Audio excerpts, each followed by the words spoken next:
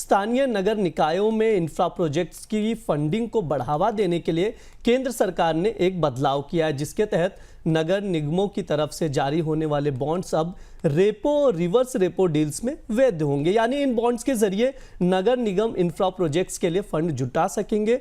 Bank इन bonds की securities पर निगमों को कर्ज दे सकेंगे। सर, नगर निगम बॉन्ड्स को लेकर क्या बदलाव हुआ है? सरकार के नए नियम का क्या मतलब है? ये काफी महत्वपूर्ण बदलाव है। भारत के नगर निगम लगातार बाजार में जा रहे हैं म्युनिसिपल बॉन्ड्स को लेके।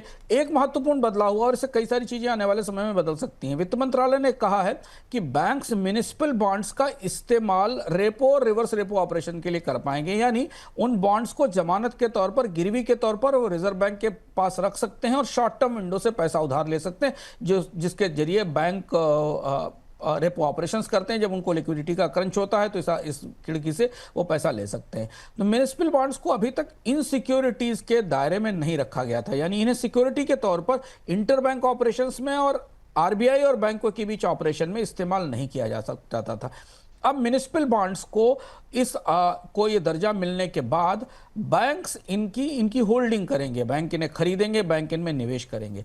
तो भारत में बहुत सारी म्युनिसिपैलिटीज जो बाजार में कर्ज उठाने के लिए जाती थी, उन्हें उतना समर्थन नहीं मिलता था। म्युनिसिपैलिटीज के फाइनेंसेस बहुत अच्छे नहीं है, रेवेन्यू स्ट्रीम्स कमजोर हैं, तो उसे बेहतर करने के लिए बैंकों को एक जमानत का एक नया उपकरण मिल गया है और म्युनिसिपल बॉन्ड्स के लिए अब आने वाले दिनों में बैंकों का निवेश बढ़ेगा, क्योंकि ये उनके लिए एक रिजर्व ट्रेजरी इंस्ट्रूमेंट हो जाएंगे। घर खरीदारों के संगठन एफपीसीई ने सरकार से रियल एस्टेट रेगुलेटर एक्ट यानी रेरा के कुछ प्रावधानों में बदलाव की मांग की है और बदलाव के लिए केंद्रीय मंत्री मनोहर लाल खट्टर को पत्र लिखा है। घर खरीदारों का कहना है कि रेरा में अब भी कई ऐसे प्रावधान हैं जिनके जरिए दागी बिल्डर घर खरीदारों का शोषण करते हैं। सर, रेरा में कौन से ऐसे प्रावधान हैं जिन्हें बदलने की मांग की जा रही है? ये बेहद जरूरी महत्वपूर्ण मुद्दा है और ये लगातार भारत के तमाम हाउसिंग बाजारों में में अलग अलग तरह से आ रहा है और ये मामला सरकार के पास पहुंचा है रेरा में बदलाव को लेकर। सबसे पहला मुद्दा जो उठाया गया वो ये है कि जो बिल्डर अपना प्रोजेक्ट लॉन्च कर रहे हैं उनके ट्रैक रिकॉर्ड के बारे में हमें कुछ भी पता नहीं होता। अचानक एक दिन बड़े बड़े विज्ञापन आते हैं और बिल्डर अपना प्रोजेक्ट लॉन्च कर देता है।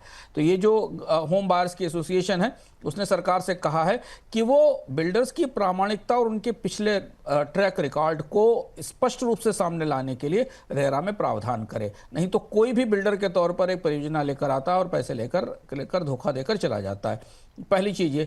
दूसरी महत्वपूर्ण बात ये कही गई है कि जो बिल्डर का फेलियर है, जब बिल्डर सही समय पर अपने प्रोजेक्ट को डिलीवर नहीं कर पाता है तो और या प्रोजेक्ट में वो फैसिलिटीज जो देने का वादा किया जाता वो नहीं मिलती है, तो इसका कोई इलाज नहीं है। और इसलिए रेरा के कानून में एक स्पेशल प्रावधान डाला जाना चाहिए कि फ्लैट बनाने के बाद या प्रॉपर्टी बनाने के बाद बिल्डर जब उसका आवंटन कर रहा है और उसमें वो सुविधाएं जो उसने कमिट की जो नहीं दी हैं उनको सुनिश्चित कराया जाए। तो दोनों महत्वपूर्ण मांगे हैं जो केंद्र सरकार के शहरी विकास मंत्रालय के पास पहुंची हैं।